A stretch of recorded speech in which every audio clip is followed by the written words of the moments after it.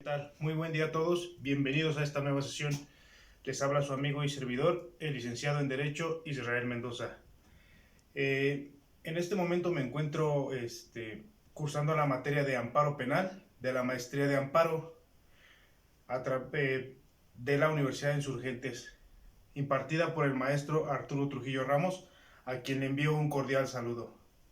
Hoy, 8 de enero del 2023, vamos a tratar en esta pequeña ponencia un tema relacionado con nuestra materia de amparo. Es un tema de vital importancia y es una parte medular para entender nuestro juicio de amparo, como lo son los principios fundamentales que rigen el amparo en materia penal. Vamos a encontrar que hay diferentes autores que manejan distinta cantidad de fundamentos, pero la mayoría coincide en que son 6, como lo son el principio de instancia de parte, principio de prosecución judicial, principio de agravio personal y directo, principio de definitividad, principio de estricto derecho y el principio de relatividad de las sentencias. Iniciando con el principio de instancia de parte, como su denominación lo infiere, este principio básicamente se refiere a que el juicio constitucional solo se iniciará en el momento en el que el gobernado lo solicite, es decir, en el momento en que la persona física o moral que considere que ha sido afectada por algún acto de autoridad pida o inste al tribunal de amparo a que intervenga en su protección.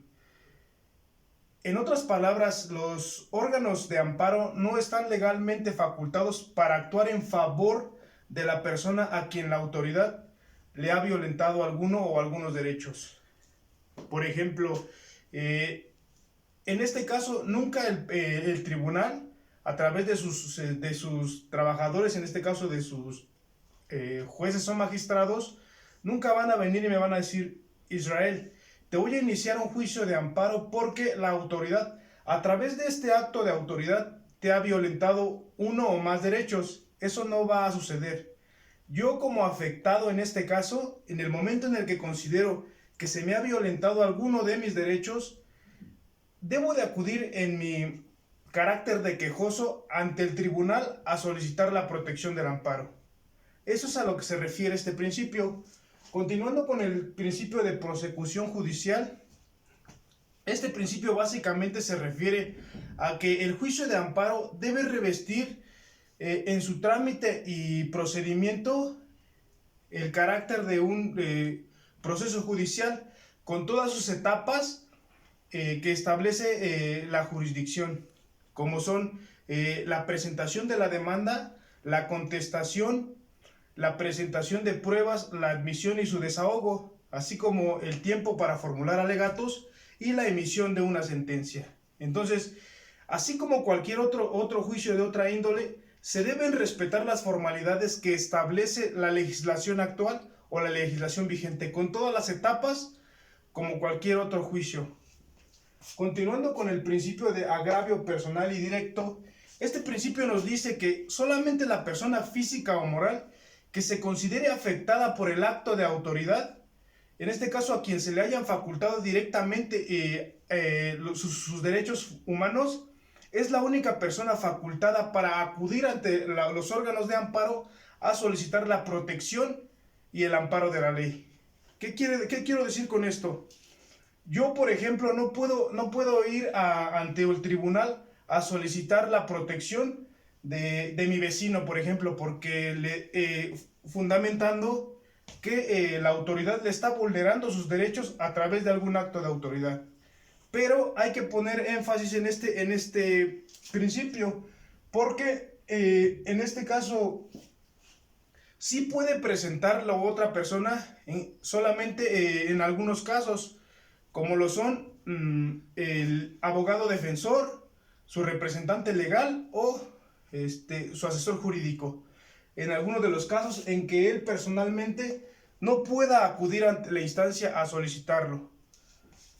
Continuamos con el principio de definitividad.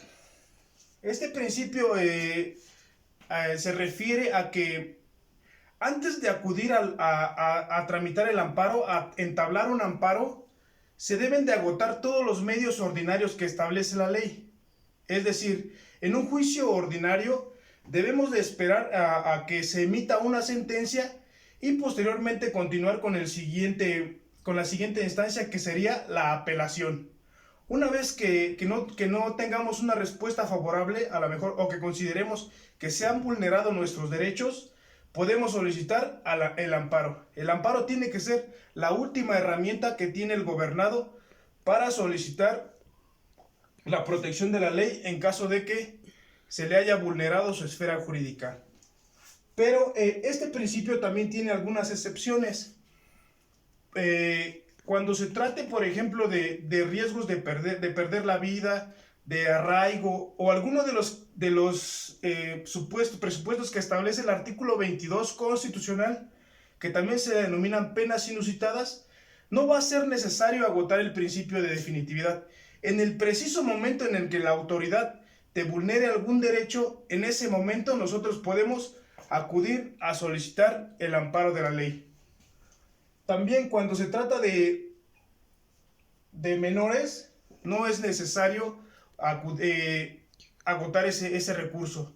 Vamos a suponer que nosotros durante un procedimiento jurisdiccional, antes de que se nos emita una sentencia, si durante el procedimiento se violentó alguno de nuestros derechos, de igual forma no es necesario esperarnos a que se nos emita una sentencia. En el preciso momento podemos nosotros acudir a presentar una demanda de amparo. Continuando con el principio de estricto derecho, este principio nos dice que los tribunales de amparo solamente van a versar su estudio en lo que nosotros les estemos solicitando. ¿Qué quiere decir? Que si nosotros indicamos que se nos está violentando, por ejemplo, el derecho a la libertad de expresión, ellos al analizar o al estudiar nuestra demanda, no nos van a decir, oye, durante tu procedimiento también se te está violentando este y otro derecho. No, solamente la demanda va a versar en lo que nosotros le estemos indicando o le estemos solicitando al tribunal de amparo. Pero este principio también tiene algunas excepciones. ¿A qué se refiere? Que cuando se trate en materia, por ejemplo, en materia laboral, en materia agraria o en materia penal, al imputado o a la víctima, ahora sí que el tribunal, existe una figura jurídica en este principio, que es el de suplencia de la queja. Se le conoce como suplencia de la queja. Esto se refiere a que si el órgano jurisdiccional, mediante el estudio de la demanda, se da cuenta que ha habido algunas otras violaciones, él subsanará las deficiencias, pero solo en materia agraria, en materia laboral y en algunos casos que en materia penal. Continuando con el principio de relatividad de las sentencias. Este principio también se le conoce como fórmula Otero, en honor a Mariano Otero, que es uno de los precursores que retoma los principios de amparo de don Manuel Crescencio Rejón, quien es considerado el autor del amparo en México. Este principio nos dice que cuando el tribunal, una vez que haya estudiado las acciones de inconstitucionalidad, determine que sí es procedente otorgarle el amparo y protección de la ley a más bien a las personas a las que lo hayan solicitado. Vamos a suponer que tenemos una población y esa población ha sido afectada mediante un acto de autoridad, pero de toda esa población solamente una o ciertas personas acuden al tribunal de amparo. Solo son contadas esas personas que solicitan el amparo y protección de la ley. Solamente el amparo va a proteger a las personas que lo solicitaron. Pero aquí tenemos una figura jurídica que se denomina declaratoria general de inconstitucionalidad. Eso se refiere que mediante las jurisprudencias o jurisprudencias reiteradas, si el órgano constitucional determina que está fundamentada o es procedente, le notificará a la autoridad responsable de que está vulnerando los derechos, que sus actos son inconstitucionales y que debe detenerlos o que debe nulificarlos. Como lo hemos visto, estos principios que fundamentan el amparo son las reglas básicas y las cuestiones que debemos de tomar en cuenta para interponer un juicio de esta índole. Por mi parte sería todo, espero que les haya quedado claro.